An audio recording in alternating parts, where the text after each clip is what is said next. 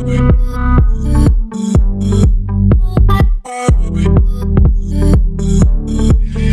like to give everybody a step, an actionable, tactical, something they can do. So as we talk about work-life integration, balance, taking care of the whole self, and really walking that tightrope like you talked about, if you could give a tip, a piece of advice, a practical tool, or something that somebody could use and do so that they could take a step in that direction to have better balance, what would you recommend?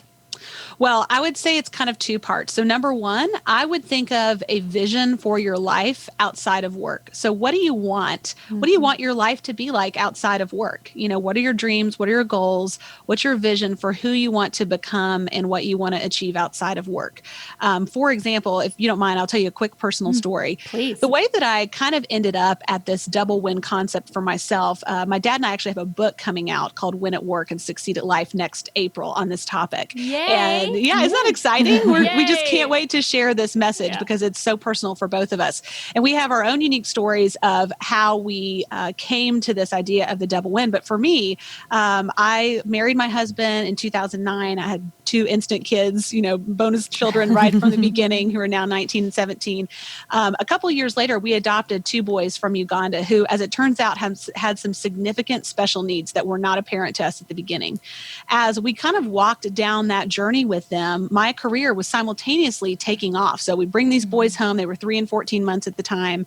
And as time went on, my dad, Michael Hyatt, who I'm in business with, he said, you know, I really want you to take over the business and run the business and step into this chief operating officer role. And I'm like, Dad, this is my dream. I can't imagine saying no, but I don't know how I could possibly do this with these 2 kids that have all these needs. I mean, I've had 4 total kids at this point, but you know, 2 kids with special needs. I said, you know, when they get home from school, I have to be present. I can't turn them over to a nanny. They can't stay after school. They had therapies and various things. And he said, fine, I don't care. Just be done with work at 3 o'clock. And I said, what?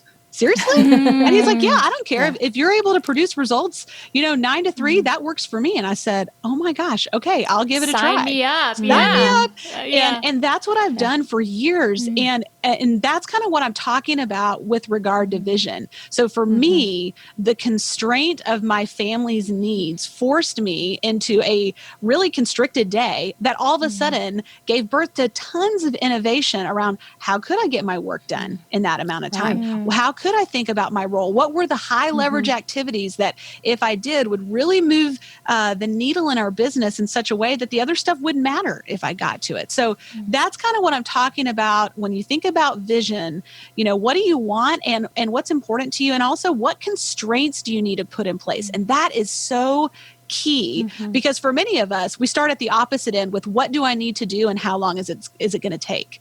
Right. You'll never get to the end of that. There is no bottom to what needs to get done. Hours. Right? Yeah. I mean, that's where people end up just, burnt out. A total slave. And so instead, as a practical step, what I would recommend is that you put hard edges on your day. Maybe it's 9 to 3, like in my case. Maybe you just say, when I leave work, I'm going to take the apps off my phone. I'm not going to check email. I'm not going to check Slack. I'm not going to check in on the weekends. I'm going to instruct my team that if they need me, I'm available, you know, by phone. They can call or text in case of emergency. And that's really important to define what is an emergency because not everybody thinks that's the same thing. Different versions of emergency. Yeah. Obviously, there are different levels of freedom depending on what level of the organization you're serving in. And I don't want to be blind to that. But I actually think you can enroll, even if you're not at the top of the organization, you can enroll your boss in this by selling it to them through the lens of this is going to make me able to perform at a higher level and make a higher contribution. And it's in your best interest for me to unplug during these hours. And I'm telling you, that is a game changer for people.